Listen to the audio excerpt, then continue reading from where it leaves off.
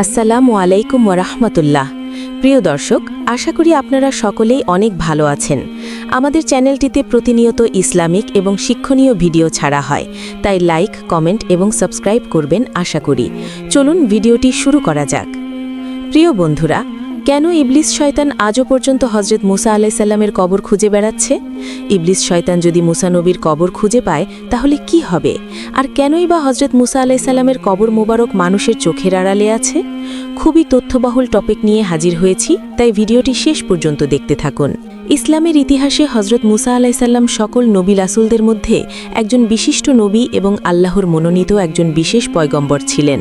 হজরত মুসা আলাইসাল্লামের মহত্বের কথা কোরআন মাজিদে সবচেয়ে বেশিবার উল্লেখ করা হয়েছে। কোরআন মাজিদে ৩০ পারার মধ্যে ২৮ পারাতেই মুসা আলাইসাল্লামের কথা বলা হয়েছে। ৩৬টি সূরায় তার নাম ১২০ বার এসেছে। নবী রাসূলদের মধ্যে হজরত মুসা আলাইসাল্লামকে সবচেয়ে বেশি সংখ্যক মোজেজা আল্লাহ তাআলা দিয়েছিলেন। কোরআনে হজরত মুসা আলাইসাল্লামের ফজিলতপূর্ণ জীবন এবং তার ইসলাম প্রচারে অবদান অনেক শ্রদ্ধার সাথে বর্ণনা করা হয়েছে। কিন্তু খ্রিস্টানদের ধর্মীয় কিতাব বাইবেলে কিছু আয়াতে হজরত মুসা আলাইসাল্লামের ব্যাপারে একেবারে ভিন্ন কথা উল্লেখ করা হয়েছে। বাইবেলে ভাগ্য নির্ধারণ সম্পর্কিত আয়াতে এই কথা উল্লেখ আছে যে হজরত মুসা আলাইসাল্লাম তার উম্মতদেরকে মিশর থেকে বের করে অনেক বড় ভুল করেছিলেন, যে অপরাধের কারণে আল্লাহ তাআলা তাকে শাস্তি দিয়েছিলেন। বাইবেল অনুযায়ী আল্লাহ তাআলা হজরত মুসা আলাইসাল্লামকে ওই জায়গা দেখিয়েছিলেন যে জায়গা তার পূর্বের নবী রাসূলদেরও জায়গা ছিল, যেখানে তাদের উম্মতেরা বিস্তৃত ছিল। আল্লাহ তাআলা হজরত মুসা আলাইসাল্লামকে ওই স্থান দূর থেকে দেখিয়েছিলেন এবং তাকে কখনো সেই স্থানে যেতে নিষেধ করেছিলেন। ধারণা করা হয় বাইতুল মুকাদ্দাসে মুসা আলাইসাল্লামের মৃত্যু হয়, কিন্তু তার কবর কোথায় তা আজও জানা যায়নি। খ্রিস্টান মাযহাবের ইলমে কিতাবে উল্লেখ করা হয়েছে যে শয়তান হজরত মুসা আলাইসাল্লামের কবর এখনও খুঁজছে। এটি আসলে বাইবেলের নিউ টেস্টামেন্টের কিতাব, যা মূলত এই তথ্যের উপর প্রতিষ্ঠিত, সেখানে এটি বলা হয়েছে। কিন্তু ফেরেশতা মিকাইল আলাইসাল্লাম হজরত মুসা আলাইসাল্লামের লাশকে নিয়ে ইবলিসের সাথে দ্বন্দ্ব করার সময় ইবলিসের বিরুদ্ধে নালিশ করার সাহসিকতা দেখাননি, কিন্তু এটা বলেছিলেন যে তোমার উপর আল্লাহর লানত বর্ষিত হোক। কিছু খ্রিস্টানদের মতে এই আয়াতকে কোনোভাবেই অবহেলা করা যায় না।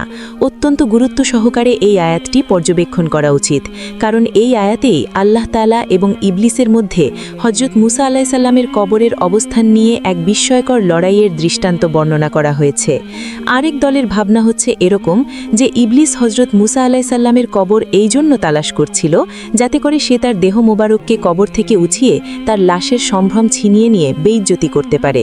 খ্রিস্টানরা এটাও মনে করে যে মুসা আলাইসাল্লাম অনেক বড় একটি পাপ করেছিলেন, আর তা হচ্ছে তিনি বনি ইসরায়েলদের উন্নত জীবনযাপন এবং উত্তম প্রতিদানের আশা দেখিয়ে নিজের লাভের জন্য বনি ইসরায়েল কওমকে সেখান থেকে বের করে নিয়ে এসেছিলেন, আর এই কারণেই আল্লাহ তাআলা তার থেকে তার সকল মোজেজা ফিরিয়ে নিয়েছিলেন এবং তার জীবন কেড়ে নিয়েছিলেন। আর এটাও বিশ্বাস করে যে আল্লাহ তাআলা হজরত মুসা আলাইহিস সালামের কবরকে গোপন করে রেখেছেন, যাতে শয়তান কখনো তার কবরকে খুঁজে না পায় এবং সেখান থেকে তার লাশ উঠিয়ে বনি ইসরায়েল কওমকে মিথ্যা কথা বলে আবার পথভ্রষ্ট না করতে পারে। আর এ কারণেই শয়তান আজও হজরত মুসা আলাইহিস সালামের লাশের সন্ধানে রয়েছে। হজরত আদম আলাইহিস সালাম থেকে শুরু করে আজ পর্যন্ত শয়তান এভাবেই কোটি কোটি মানুষকে পথভ্রষ্ট করেছে। আর শয়তানের দেখানো রাস্তা অনুসরণ করে আজও কিছু মানুষ মৃত লাশের পূজা করে আল্লাহর সাথে শিরিক করে। এ কারণেই আল্লাহ তাআলা হজরত মুসা আলাইহিস সালামের কবরের ঠিকানা এখনও পর্যন্ত গোপন রেখেছেন। ইসলামের ইতিহাসে কোথাও হজরত মুসা আলাইহিস সালামের রোজা মুবারকের সঠিক অবস্থানের ঠিকানা এখনও পাওয়া যায় না, কিন্তু কিছু কিছু কিতাব ও আয়াত রয়েছে যেখান থেকে মুসা আলাইহিস সালামের কবরের ধারণা পাওয়া যায়। যেমন বুখারী শরীফে বর্ণনা রয়েছে, হজরত আবু হুরায়রা রাদিয়াল্লাহু আনহু থেকে বর্ণিত হয়েছে, রাসূলুল্লাহ সাল্লাল্লাহু আলাইহি ওয়াসাল্লাম বলেছেন, মালাকুল মউতকে মুসা আলাইহিস সালামের রূহ কবজ করার জন্য পাঠানো হয়েছিল। ফেরেশতা যখন তার কাছে এলেন, তিনি তার চোখে চড় মারলেন। তখন ফেরেশতা রবের কাছে গিয়ে বললেন, আপনি আমাকে এমন এক বান্দার কাছে পাঠিয়েছেন যিনি মরতে চান না। আল্লাহ বললেন, তুমি তার কাছে ফিরে গিয়ে বলো সে যেন তার একটি হাত গরুর পিঠে রাখে।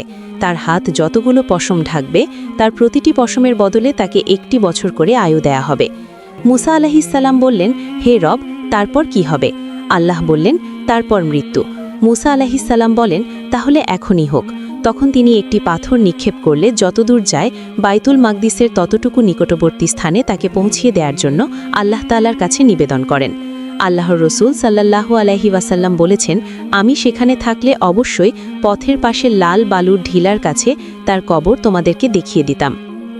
একটি বর্ণনা থেকে এটাও জানতে পারা যায় যে হজরত মুসা আলাইহিসসালাম তার শেষ সময় টিলা পর্বতের কাছে অবস্থান করেছিলেন এবং তিনি প্রার্থনা করেছিলেন যাতে তার মৃত্যু মুকাদ্দাসে দেয়া হয়, যেখানে তিনি হিজরত করে ফিরে আসছিলেন।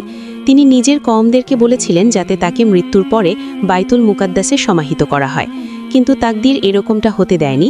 তিনি একটি পাথর ছুঁড়ে মারলে যত দূর যায় তার থেকে বেশি দূরে আর যেতে পারেননি। এজন্যই মহানবী সাল্লাল্লাহু আলাইহি ওয়াসাল্লাম বলেছেন যে যদি আমি ওখানে থাকতাম তাহলে ওই পাহাড়ের নিচে তার কবর মোবারক দেখিয়ে দিতে পারতাম। আরও একটি বর্ণনা হতে এটাও জানা যায় যে একদা হজরত মুসা আলাইহিসসালাম একটি কবরের পাশ দিয়ে যাচ্ছিলেন। তিনি দেখলেন সেখানে একজন ফেরেশতা একটি সুন্দর কবর খুঁড়ছে।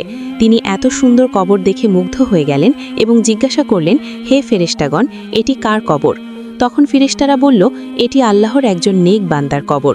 তুমি যদি চাও এই কবরটি তোমার হোক তাহলে তুমি এখানে শুয়ে পড়ো। আর হজরত মুসা আলাইহিসসালাম ঠিক তাই করলেন এবং সেই কবরেই তিনি শেষ নিঃশ্বাস ত্যাগ করলেন এবং ফেরেশতাগণ তার জানাজা পড়িয়ে তাকে সমাহিত করলেন। প্রিয় দর্শক, আজকের ভিডিওটি আপনাদের কেমন লেগেছে তা অবশ্যই কমেন্ট বক্সে লিখবেন। সকলেই ভালো থাকুন, সুস্থ থাকুন। আল্লাহ হাফেজ।